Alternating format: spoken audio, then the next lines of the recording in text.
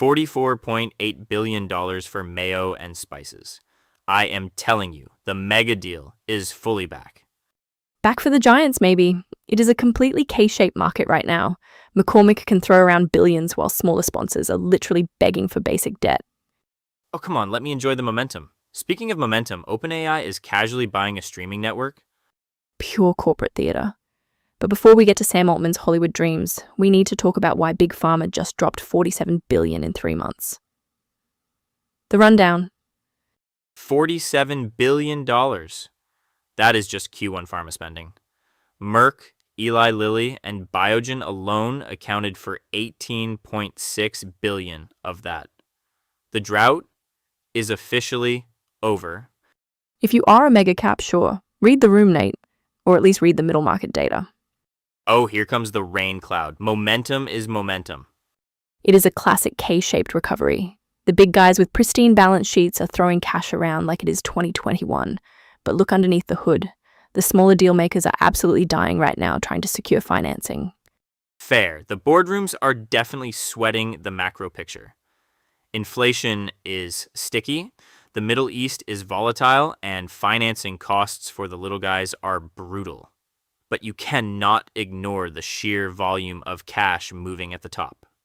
Speaking of top-end cash, OpenAI is officially buying a streaming platform. They just picked up TBPN. Sam Altman goes to Hollywood. I love this narrative. AI is the primary catalyst driving cross-border strategy right now, and they need distribution. It makes total sense. I hate this deal. You hate everything. Why do you hate this? Because you are buying the press release. They do not care about Hollywood. They need training data, Nate. I guarantee you this is an acqui-hire for video processing infrastructure. It is a backdoor way to ingest a massive licensed video library without getting sued by creators. You are so cynical. Maybe they just want to make the next blockbuster? Please, they are a tech infrastructure company playing dress up. Fine, I will give you the data play. But tell me you are not excited about Molson Coors buying Atomic Brands. The Monaco cocktails people? Exactly. Big Beer is desperately trying to stay relevant. The ready-to-drink space is exploding, and Molson is just buying their way into the frat house.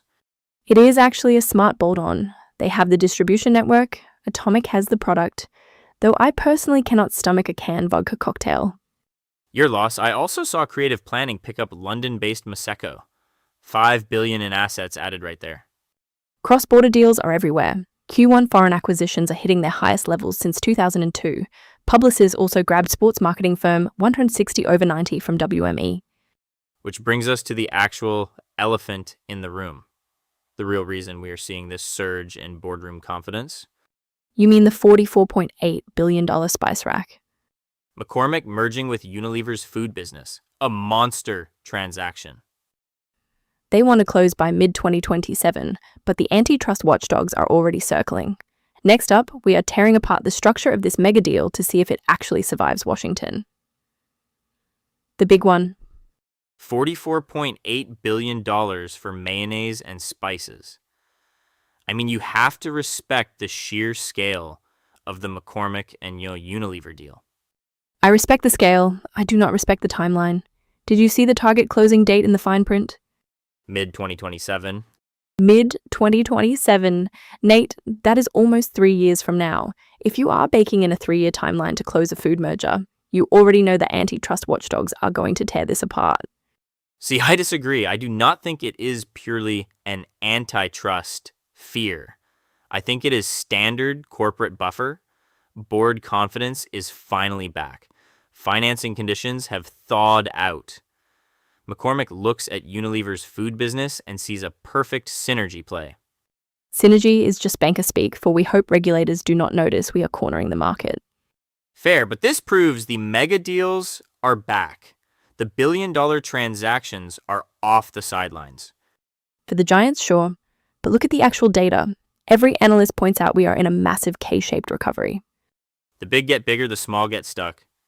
Exactly. McCormick can throw around almost $45 billion because they have the balance sheet. Meanwhile, the middle market is quietly suffocating. Smaller deal makers are struggling just to find financing and get to the closing table. It is brutal down there. But up in the clouds, it is a flex. though I will give you the macro risks. Boardrooms are definitely sweating the escalating Middle East tensions right now.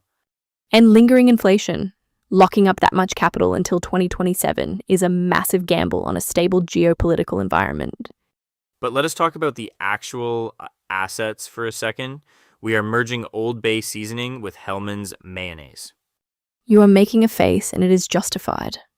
It is a Midwestern potato salad monopoly, Maya. Do not hate the culinary vision. I am strictly looking at the regulatory vision. You cannot just consolidate the entire condiment aisle. They are going to have to divest so much stuff to make this work. They will spin off a few mustard brands to appease the regulators and call it a day. It is the circle of M&A life. I will believe it when the ink is dry in 2027, assuming the debt markets do not freeze up again before then. Spoken like a true skeptic, but while McCormick is playing the long game with grocery aisles, someone else is moving a lot faster. Please tell me we are moving on to the tech bros. Oh, we are. OpenAI just bought a Hollywood streaming platform, and things are about to get really weird. Voices. I keep seeing this phrase everywhere this week. Every note that crosses my desk is calling this a K-shaped recovery. Oh, I hate that term. It is just a polite analyst way of saying the rich get richer and everyone else is screwed. Spoken like a true cynic. But the market watchers aren't wrong. You look at these well-capitalized corporate buyers, they are absolutely dominating. The big guys are throwing around billions like it is nothing. While the middle market is quietly choking. I was looking at the financing data for deals under 500 million. It is brutal out there. Smaller players can't get to the closing table because the debt just costs too much. Right, but it isn't just about the cost of debt. I was talking to a few old banking colleagues, and boardrooms are genuinely sweating right now. You have escalating Middle East tensions. Inflation is still hanging around like a bad cold.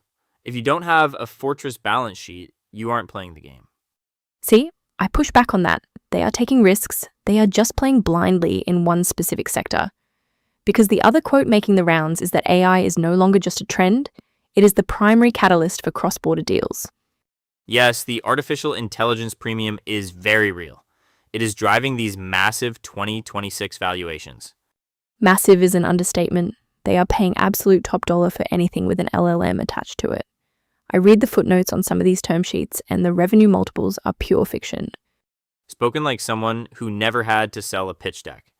Buyers don't care about current revenue when they are terrified of missing the next paradigm shift, which is exactly why I am watching the cross-border tech space so closely.